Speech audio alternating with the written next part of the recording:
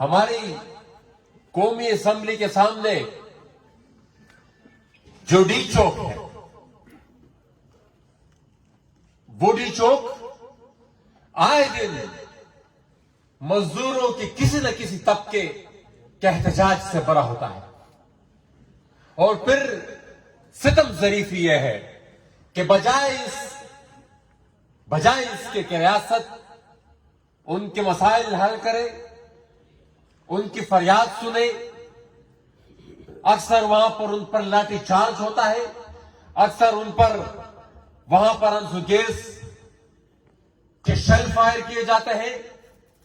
اکثر ان پر وہاں پر تشدد ہوتا ہے، چاہے وہ کلرکس کا احتجاج ہو، چاہے وہ لیڈی ہیلتھ ورکرز کا احتجاج ہو، یا چاہے وہ کسی بھی شعبے کے مختلف امپلائیز کا احتجاج ہو. وہاں پر ہمیں یہ احتجاج ہر دن دیکھنے کو ملتے ہیں. ہم ان احتجاجوں میں ان کے ساتھ شریک بھی ہوتے ہیں، لیکن ریاست ابھی تک نہ ان کے مسائل انہوں نے سنے ہیں اور نہ ان کے حل میں وہ ابھی تک سنجیدہ ہیں. بارہا وہ آتے ہیں وہاں پر ان کے ساتھ اپنے معاہدے کرتے ہیں، لیکن پھر وہ اپنے معاہدوں کی خود ہی پامالی کرتے ہیں، ان معاہدوں کا پھر وہ پاس نہیں رکھتے. ہم آج کے دن اس پورے عمل کی مذمت کرتے ہیں. یہ آپ سب کے علم میں ہوگا کہ پچھلے سال جب انفلیشن پیک پر تھا، جب مہنگائی آسمانوں کو چھو رہی تھی، تو ہر قسم کی اخراجات میں تو اضافہ ہوا. یہاں پر ہماری جرنیلوں کے اخراجات میں تو اضافہ ہوا. یہاں پر وہ ہماری جرنیلوں کی جو جنگی جنونیت ہے، اس کے لیے جو ان کو اضافی اخراجات درکار تھے، اس میں تو اضافہ ہوا. لیکن مزدوروں کی تنخواہ میں 1 روپے کا اضافہ بھی پوری نہیں ہوا، جو میرے خیال میں انتہائی شرم کا مقام ہے. میں ساتھیوں کافی عرصہ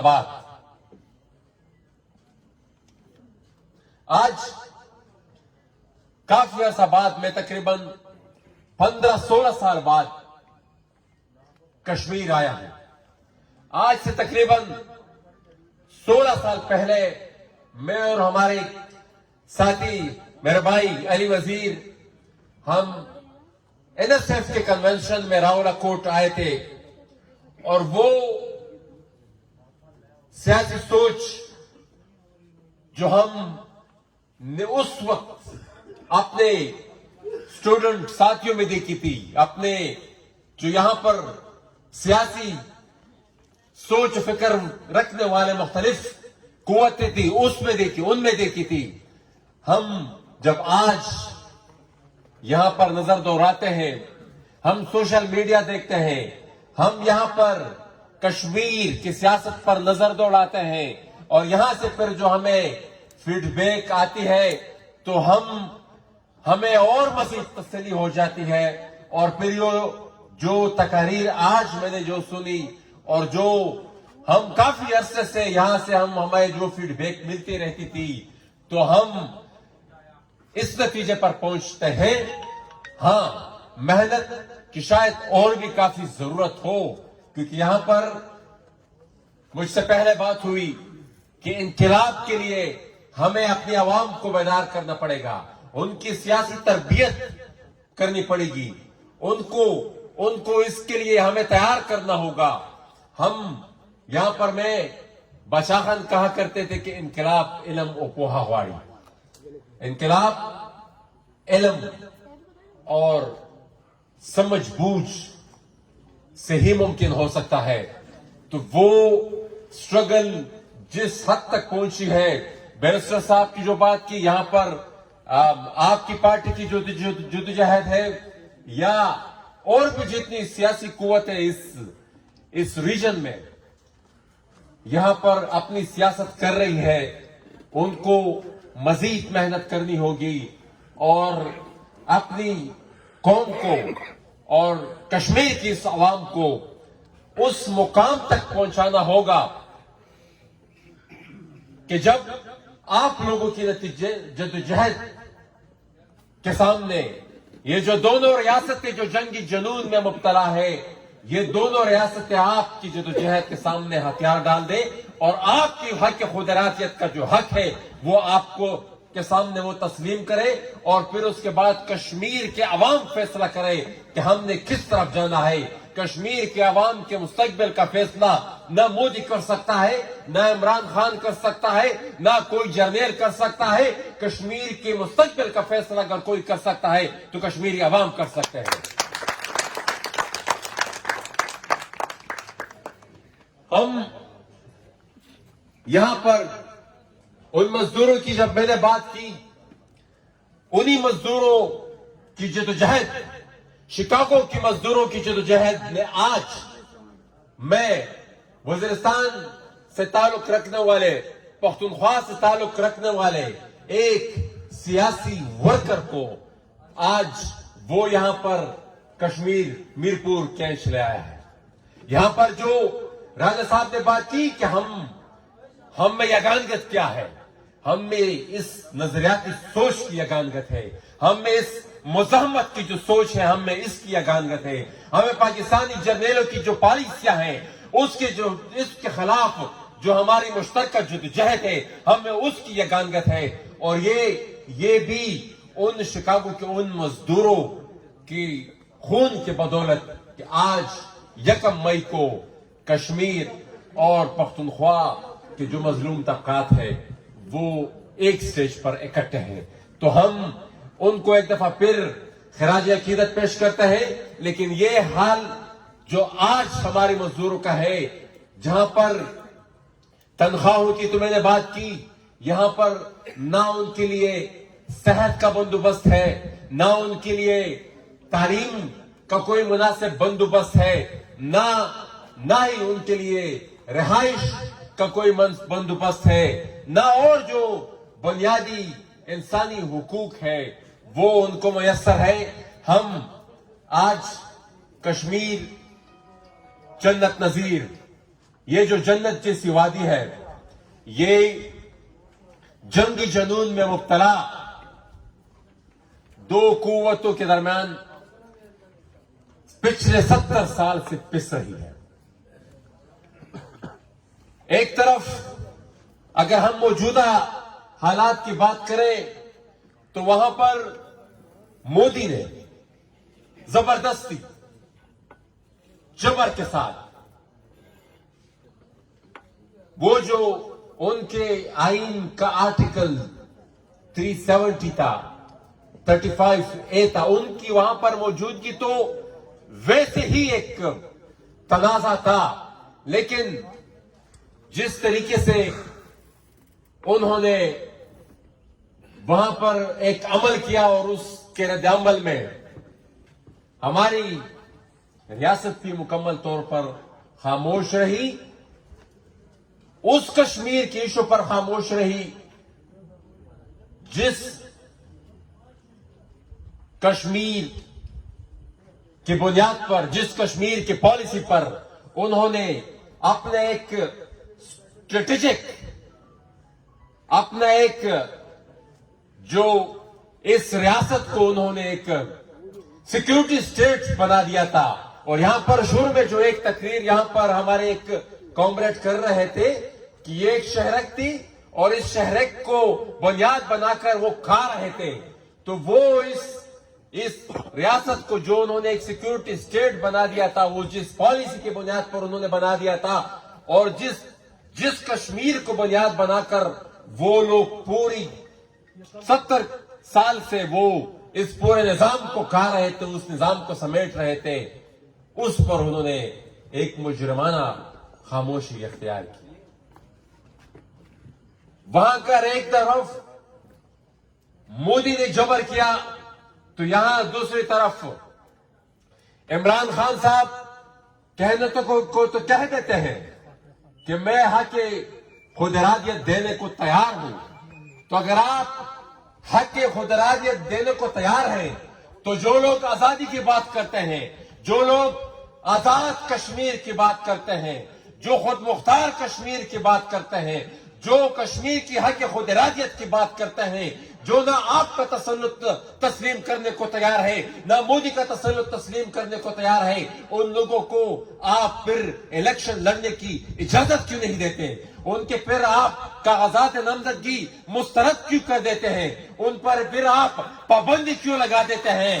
میں آپ کو چیلنج دیتا ہوں، میں آپ کو چیلنج دیتا ہوں کہ اگر آپ اپنی اعلان پر قائم ہیں، اگر آپ اپنی آپ نے جو بات کی ہے اس پر قائم ہے، تو آپ کو میں چیلنج دیتا ہوں کہ آپ ان تمام قوتوں کو، ان تمام سیاسی سوچ اور فکر نقلوانی نظریات کو جو یہ سمجھتی ہے کہ کشمیر کا فیصلہ صرف کشمیری عوام کریں گی، جو خود مختار کشمیر کی بات کرتے ہیں، تو آپ ذرا مہربانی کر کے ان کو بھی آنے والے الیکشن میں، ایک شفاف الیکشن میں آپ ذرا ان کو پھر موقع دیں، تو پھر آپ کو پتہ چل جائے گا کہ کشمیری کیا سمجھتے ہیں، کہ کشمیری کیا سوچتے ہیں۔ ساتھیوں، یہاں باتیں تو ہوتی ہے کہ کشمیر کو ہم یہ اختیار دیں گے، کشمیر کو آپ نے حق خود ارادیت تک بھی بات کر دی، لیکن پھر جب ہم حقیقت میں دیکھتے ہیں تو پھر کشمیر کے جو وزیر اعظم ہے ان کو اسلام آباد کے ایک بیوروکریٹ کنٹرول کرتا ہے، اور یہ آپ ہم سے کچھ زیادہ فرق نہیں ہے، ہم اس نظام سے گزر چکے ہیں کہ اسی طرح کا کہ ایک بیوروکریٹ ہمارے پورے علاقے کو کنٹرول کیا کرتا تھا۔ آپ آزادی کی تو بات کرتے ہیں،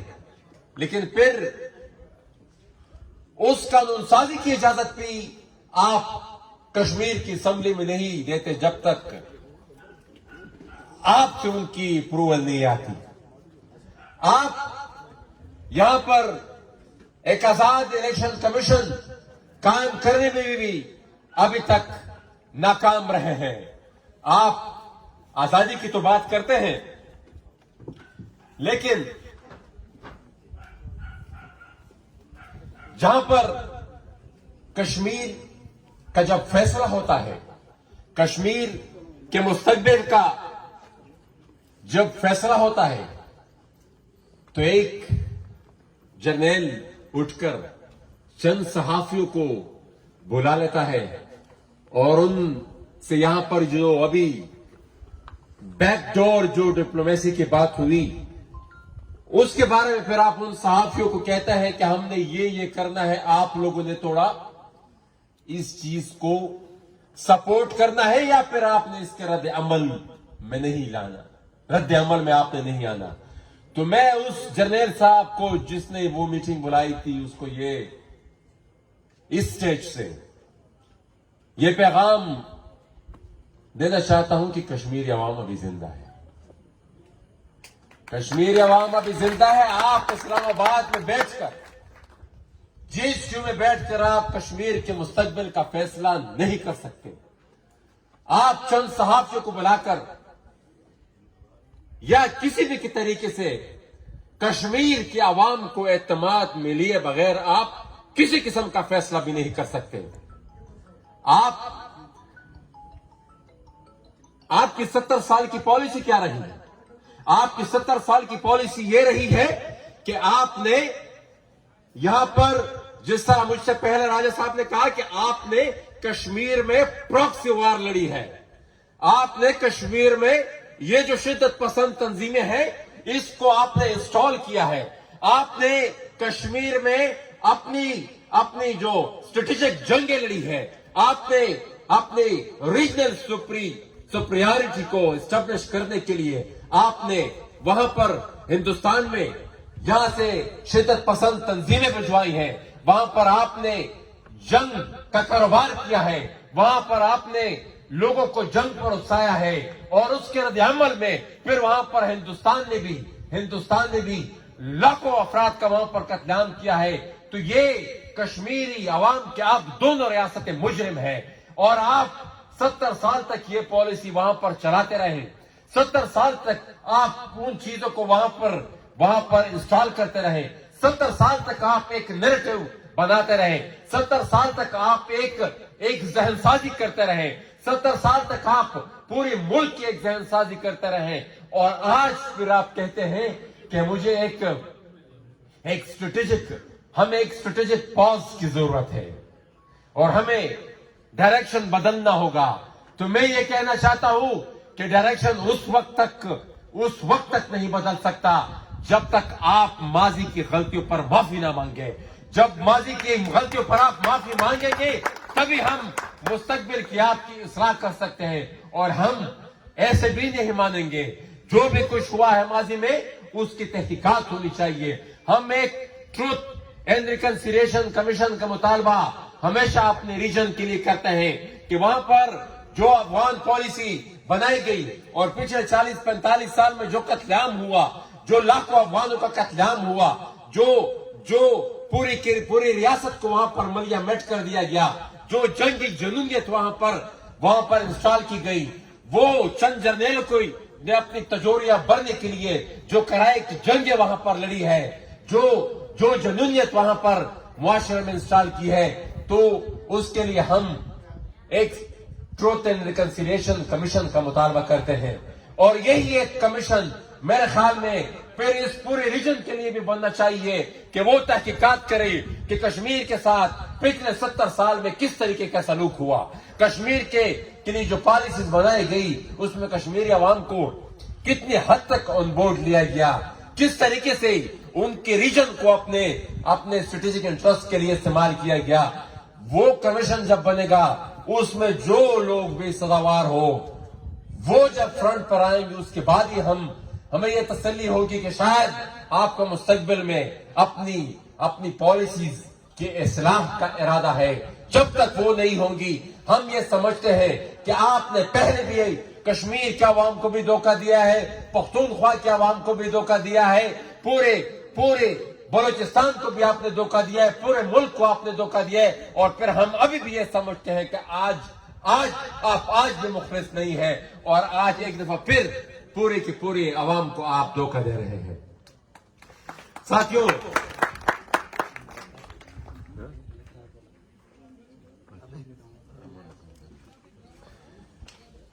यहां पर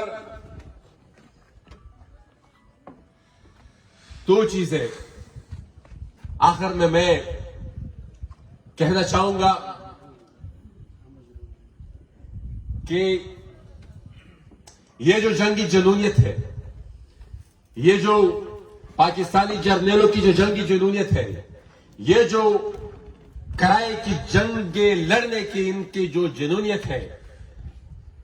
ये आज